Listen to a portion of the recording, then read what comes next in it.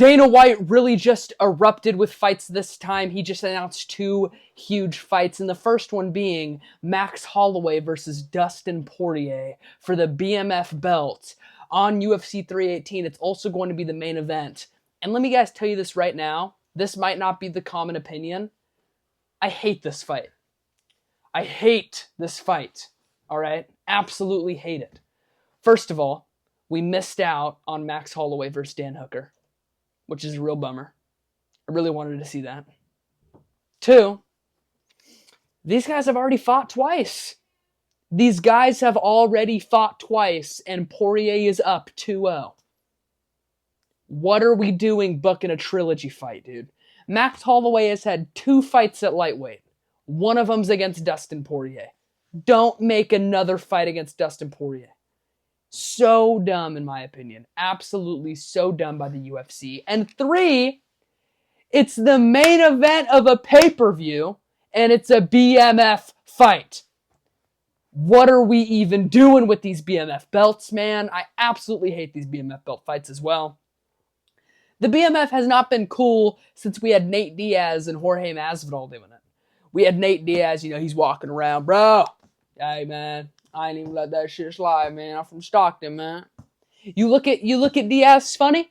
He'll slap you upside the head. That's a real BMF right there. You look at Jorge Masvidal. He'll walk up to you with his hands behind his back and then unload a 1-2 down the pipe. All right, if you're Leon Edwards, he'll do that to you. If you're Colby Covington, he'll lose for 25 minutes of an octagon fight, and then he'll jump you after. Hooded up in the middle of the night or whatever he was doing. Listen, you know how bad those guys are? You know how bad those men are? These are just strikers that are fun. Like, what even is this, dude? These guys should not be fighting for some bullshit BMF belt. It's a joke. It's an absolute joke. I hate it. And 5th of all, why is this the main event of a pay-per-view? This is just not main event of a pay-per-view level fights. Like, I get that these guys move the needle, right? I get it. They sell the pay-per-views, but it's like no titles, no. What's the co-main gonna be? It's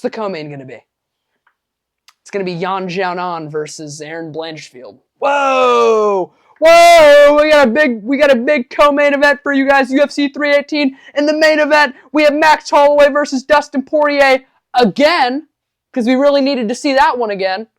And then we got Aaron Blanchfield taking on Yan Xiaonan. Some absolute marauders. I'm kidding. I don't know what the co-main event's going to be. Maybe there is a co-main event and I haven't even looked at it yet. But let's actually talk about the fight now. Max Holloway, moving back up to lightweight. He is going to have the lighter man skill. He's going to have the lighter man speed. Okay? He is moving up from featherweight from his last fight. He is coming off of a knockout loss to Ilia Topuria. That might really hinder him in this fight. And he's facing Dustin Poirier, who's coming off of an absolute war with Islam Makhachev. That was already almost a year ago. That's so crazy to think. It was almost a year ago, and it will be over a year by the time that this fight happens. But Dustin Poirier coming off that loss to Islam Makhachev, and now he's going to be riding off into the sunset, looking for a win over Max Holloway, and I don't think he's going to get it. Max Holloway, he looked very, very good at lightweight last time he came up, and he fought Justin Gaethje, and Justin Gaethje KO'd Dustin Poirier last time they fought. So that might mean something. And 2, Poirier is an old man. Even though Poirier is shown to be good in his old age, he is an old man, and now he's a whole nother year older since his last fight. I don't like Dustin Poirier taking all that time off, especially without taking that crazy amount of damage against Islam Makhachev, but Dustin Poirier, he's going to be looking for a retirement win. He's in Louisiana, his hometown, or New Orleans, or wherever it's at. It's Dustin Poirier's hometown. And, dude, the crowd's definitely going to be behind Poirier, I think. And I think that the crowd might affect the fight, kind of, but I'm not really thinking about that. If I just look at this fight on a base level and just look at where these guys are at in their careers right now, I really think Max Holloway is going to destroy Dustin Poirier. And that's another reason why I kind of hate this fight, is because I don't think Poirier can win. I don't think he is. And it's like, it sucks because Poirier's out there, Louisiana, hometown, retirement fight. He wants to get the win, but I just don't think he's gonna, and that does suck. That is sad. And I wanted to see Poirier fight like Paddy Pimblett or something. You know, I think Poirier would have beat Pimblett, and I think he would have beat Gaethje in a trilogy, and I think he very well could have beat Dan Hooker in a rematch if they made that fight. But they're making the Max Holloway fight. I don't think Poirier is going to win. I don't really want to talk about this fight anymore. It kind of makes me mad that the UFC made this as a pay-per-view main event. I don't like that the BMF belt's on the line. I get that Holloway's the BMF champ, yeah, but it's like I don't get hyped for BMF title fights at all. And I'm not really hyped for this that much. Even if Holloway wins, it's 2-1, so he doesn't even really win. And if Poirier wins, it's like he's retiring. So it's like, whatever.